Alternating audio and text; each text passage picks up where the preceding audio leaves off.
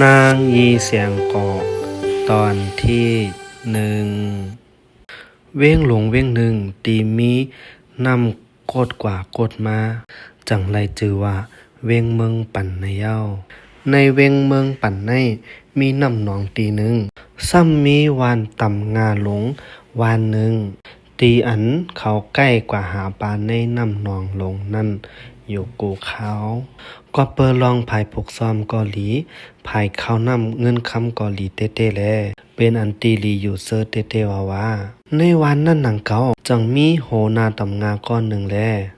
ปลายมีปลาทังเมสองก้อมันใจมีเมลงแลเมหน่อยไหนอีกป้ามีตั้งลูกอ่อนสองก้อเจอนั่งยีเสียงก่อและนั่งอีในเย้าในกูวันเมหลงแลมันใจอ่อนลูกน้องตะเปกว่าหาปากกูมือกูวัน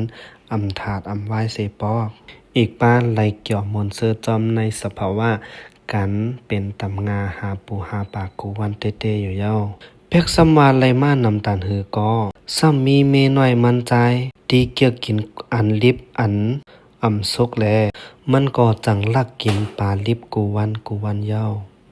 ก็เปิมันถางว่าอ่ำมีไผฮู้ไหน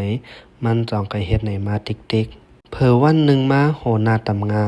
จังไล่ล่ามต้อยฮู้ว่าปลาเขาได้หายกว่าเลยมดไหนเป็กสำว่ามันถางเถิมเมลงมันอยู่ก็อำหัดตักเสียงสังเผอเมน้อยหันเมียวไหนจึง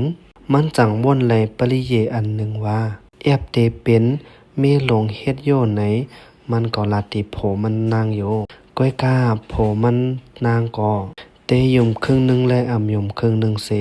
ลาดว่าอย่าเปมาลาดเมียวไหนให้เฮือนเฮาแตกแยกกันไหนมันนางก็จังอยู่เย็นเสว่นตัวอยู่เย้านางยีเสียงก่อตอนที่หนึ่งสุดยาวคาสืบไปตัวแทงตอนที่